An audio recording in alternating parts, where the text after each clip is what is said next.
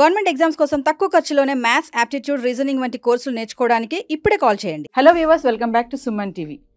Never judge A book by seeing its cover అంటారు కదా. ఈ ప్రోబ్ అందరికీ తెలిసే ఉంటుంది. నాకు తెలిసి ఒక మనిషిని చూసినప్పుడు మనము అయ్యో వీడి గురించి నాకు బాగా తెలుసు, వీడు అలా అంట, వీడు ఇలా అంట అని అంటారు కదా. రాంగ్ అండి. ఒక వ్యక్తిని చూడగానే మనకి అలాంటి డెసిషన్స్ అనేవి తీసుకోవడం సహజం, కానీ అది ఎంతవరకు కరెక్ట్? జడ్జ్మెంట్ అనేది ఎలా చేయాలి? వ్యక్తిని చూడగానే జడ్జ్మెంట్ చేసేస్తే అది ఎంతవరకు కరెక్ట్? మరి దీనిపైన మరింత సమాచారం అందించడానికి ఈరోజు మనతో పాటు ఉన్నారు అనిల్ నాయర్ గారు. సార్తో మాట్లాడదాం. నమస్తే సార్. అనిల్ నాయర్ గారు, నేను చెప్పినట్టుగా ఒక బుక్ని దానిపైన కవర్ని చూసి జడ్జ్ చేయలేమంటారు. ఒక ప్రోవబే ఉంది కదా. సో జడ్జ్మెంట్ అనేది ఎలా చేయాలి అంటారు అసలు? నేను బేసికల్గా 20 years నుంచి టీచింగ్లో ఉన్నాను కాబట్టి నేను చాలామంది ఫెల్లో టీచర్స్కి నాకు ఒక టీచర్ చెప్పిన ఒక గొప్ప స్టోరీ గుర్తుకొస్తుంది నవీన. ఆ స్టోరీ యొక్క మోరల్ ఏంటంటే, never judge A student without knowing the background of the student. దీనికి నేను ఒక 2 క్యారెక్టర్స్ తీసుకుంటాను. థామ్సన్ అనే ఒక మంచి టీచర్ ఒక కొత్తగా స్కూల్లో మ్యాథ్స్ టీచర్గా రిక్రూట్ అయ్యారు. అది ఆ ఫస్ట్ క్లాస్లో 7th క్లాస్కి క్లాస్ తీసుకుంటున్నాడు. క్లాస్ అందరూ వింటున్నారు, కానీ లాస్ట్ బెంచ్లో ఒక స్టూడెంట్, అతని పేరు టెడ్డీ అసలు క్లాస్ వినట్లేదు. టెడ్డీ సరిగ్గా ఐ టు ఐ కాంటాక్ట్ లేదు, హోంవర్క్ సరిగ్గా చెయ్యట్లేదు. అలా 1 రోజు గడిచిపోయింది, 2 రోజులు గడిచిపోయింది, అలా సంవత్సరం వరకు. అసలు థామ్సన్ దృష్టిలో టెడ్డీ అనే స్టూడెంట్ గుడ్ ఫర్ నథింగ్ అనే ఒపీనియన్లో ఉన్నారు. దాని తర్వాత హెడ్ మాస్టర్కి మనకు ప్రతి స్కూల్లో జరిగే ప్రోగ్రెస్ రిపోర్ట్లో ఎట్లయితే రాస్తామో, ఆ థామ్సన్ ఆ టెడ్డీ గురించి the student will never be successful in life అని చెప్పి ఒక కామెంట్ రాశాడు. ఆ కామెంట్కు మనకు ప్రతి స్కూల్ సిస్టమ్ లాగా హెడ్ మాస్టర్ ఒక సిగ్నేచర్ పెడతాడు, అది మళ్ళీ పేరెంట్స్కి వెళ్తారు, పేరెంట్స్ సిగ్నేచర్ చేస్తారు. ఆ హెడ్ మాస్టర్ సిగ్నేచర్ పెట్టే ముందు థామ్సన్ అనే టీచర్ని పిలిచి ఎందుకు ఇలా రాశావు అని చెప్పి అడిగాడు. అప్పుడు థామ్సన్ అంది, దీనికంటే బెటర్గా నేను రాయలేను అని చెప్తే, థామ్సన్ మీరు ఇక్కడ కూర్చోండి వాళ్ళ పిఏను పిలిచి 4th class, 5th class, 6th class progress రిపోర్ట్ని తీసుకొని రమ్మంది. ఆ 4th class progress report head master తీసుకొని థామ్సన్ని ఇది చదవండి అని చెప్పారు.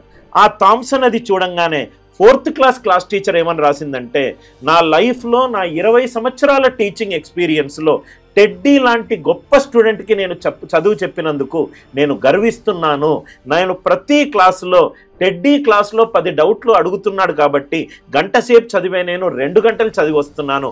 టెడ్డీ లాంటి స్టూడెంట్ వల్ల నేను మంచిగా గొప్పగా టీచర్గా ఎదుగుతున్నాను అని చెప్పి ఆ క్లాస్ టీచర్ రాస్తుంది.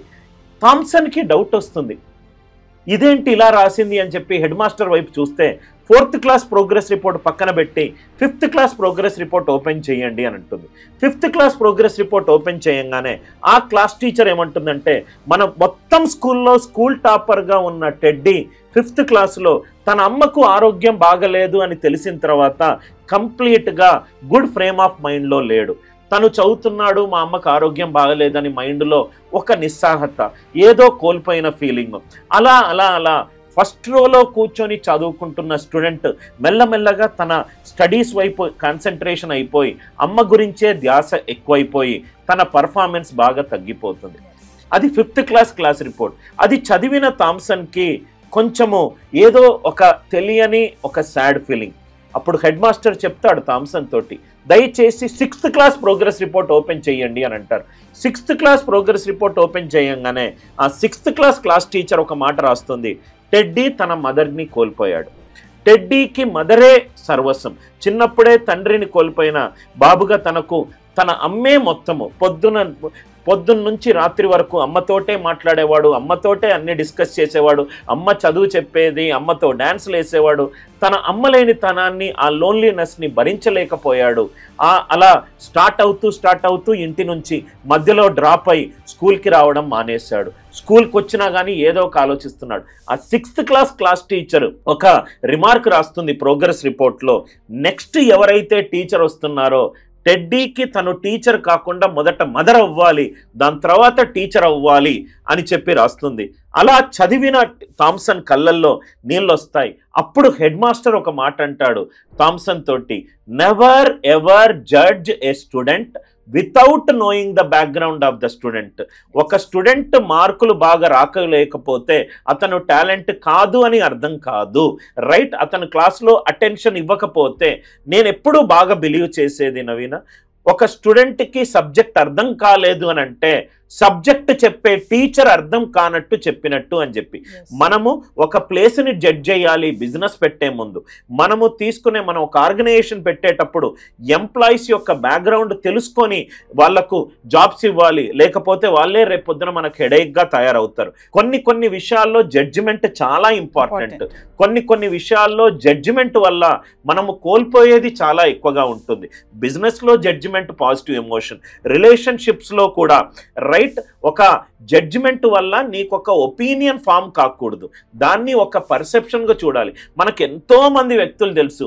ఒకప్పుడు దొంగగా మనకు పరిచయమైన వాల్మీకి ఇప్పుడు ఒక గొప్ప పుస్తకం రాశాడు. మనము జడ్జిమెంట్ అనేది పాజిటివ్ అవుట్లుక్లో చూస్తే మనుషులను కోల్పోము. లైఫ్లో మనము ముందుకెళ్ళాలి అని అంటే ప్రతి దాన్ని పిన్ టు పిన్గా నెగటివ్ కంక్లూజన్గా చూస్తే, మనం ఒక రోజు బస్ ఎక్కి మనకు ఎవరో పిక్ పాకెటర్ మన పర్సు క్లోజ్ చేశాడని చెప్పి మనం బస్ ఎక్కకుండా ఉండలేము. ఏదో ఫ్లైట్ యాక్సిడెంట్ జరిగిందని చెప్పి ఫ్లైట్ ఉండలేము.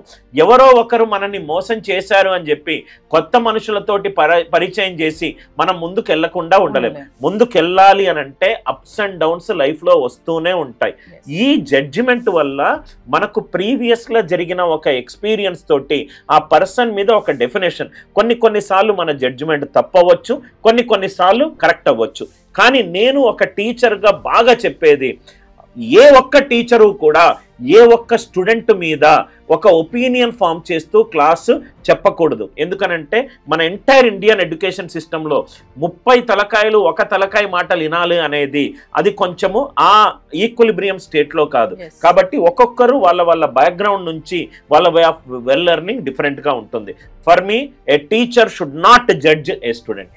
అయితే మీరు చెప్పిన ఎగ్జాంపుల్ బట్టి చూస్తే నాకు ఒకటి గుర్తొస్తుంది సార్. చాలా మంది టీచర్స్ క్లాస్లో ఎవరైతే కొంచెం సైలెంట్గా ఉంటారో, కొంచెం పట్టించుకోకుండా ఉంటారో, వాళ్ళు ఏంటంటే go and SIT back bench అంటారు.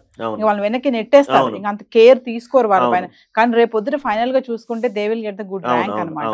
అంటే కొంతమంది టీచర్స్ ఉన్నారు ముందు కూర్చున్న వాళ్ళని అబ్జర్వ్ చేస్తుంటారు, బ్యాక్ బెంచ్ వాళ్ళని కొంచెం అబ్జర్వ్ చెయ్యరు. అంటే మీరు అన్నట్టుగా జడ్జిమెంట్ అనేది టీచర్స్ ఈ మధ్య కాలంలో ఇలా ఉంటున్నారంటే ఏం చెప్తారు? జనరల్ గా there are 2 kinds of teachers. One is a great teacher, another is a good teacher. Bad teachers అంటూ ఎవరుండరు.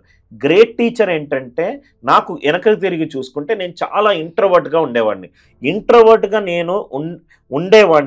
నన్ను ఒక స్కూల్లో రైట్ ప్రేయర్కి పిలిచి ఇండియా ఈజ్ మై కంట్రీ అని చెప్పింది నా శారద మేడం నాకు గుర్తుకొస్తుంది.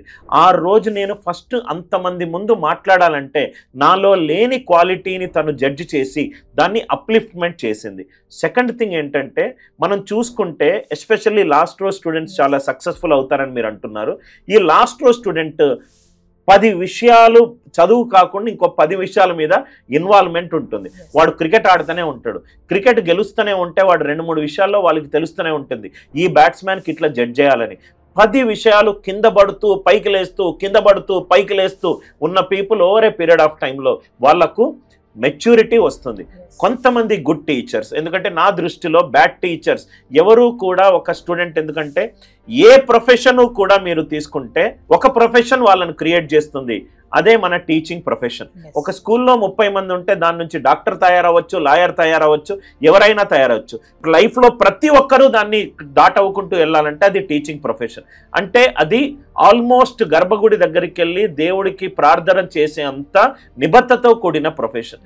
గుడ్ టీచర్స్ ఏం చేస్తారంటే, జనరల్గా ఏం చేస్తారంటే, వాళ్ళకున్న క్లాస్ రూమ్ లిమిటేషన్ కావచ్చు, స్కూల్ కరికులం కావచ్చు, లేకుంటే వాళ్ళకున్న వే ఆఫ్ మెచ్యూరిటీ వల్ల వాళ్ళు ఒక స్టేజ్ వరకే చేసి క్లాస్ తర్వాత పిల్లలతో ఎక్కువ స్పెండ్ చేయరు.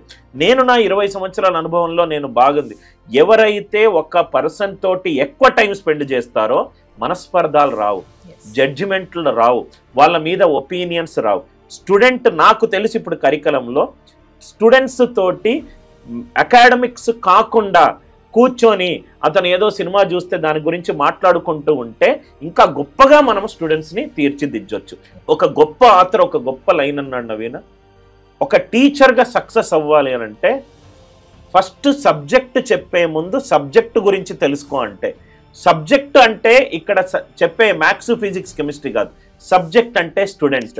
ఫస్ట్ స్టూడెంట్ని తెలుసుకున్న తర్వాత నువ్వు చెప్పే సబ్జెక్ట్ చాలా ఈజీ అవుతుంది అని. సార్ ఇంకొకటి చూస్తే ఇంకొక సైడ్ చాలా మంది ఏంటంటే నలుగురు ఏదైనా మాట్లాడుకుంటుంటే పిలుస్తారు, నువ్వు జడ్జ్ చేయరా అంటారు. అవును. తను ఆ టైంలో నన్ను పిలిచారు కదా, నాకు ఇంపార్టెన్స్ ఇచ్చారు కదా అని ఏదో జడ్జ్ చేసేస్తారు. దాని వల్ల పర్యవసానం చాలా బ్యాడ్ గానే ఉండొచ్చు. ఇలాంటి వాటిని నేను చెప్తాను. జనరల్ గా నేను పర్సనల్ గా బిలీవ్ చేసేది, do not get influenced by any, always get inspired by money. 10 మంది మాటలు విను, నీకు ఏదనిపిస్తే అది చెయ్యి. చెప్పుడు మాటలు విని గొప్ప గొప్ప స్నేహాలను పోగొట్టుకోకూడదు. మళ్ళీ ఏంటంటే ఎవరైనా మాట్లాడేటప్పుడు ఫ్యాక్ట్ బేస్డ్గా మాట్లాడుతున్నారా, డేటా బేస్డ్గా మాట్లాడుతున్నారా, అథెంటిక్ ప్రూఫ్ తోటి మాట్లాడుతున్నారా, సరదాగా మాట్లాడుతున్నారా, నీ స్నేహం కోల్పోవడానికి మాట్లాడుతున్నారా అని ఆ మాటల మధ్యలో ఉన్న అన్స్పోకెన్ మీనింగ్ని గ్రహించే మెచ్యూరిటీ మన దగ్గర ఉండాలి. లేనప్పుడే గొప్ప గొప్ప ఫ్రెండ్షిప్స్, గొప్ప గొప్ప రిలేషన్షిప్స్ చెప్పుడు మాటలు విని డిస్ట్రాయ్ అయిపోతాయి. Thank you.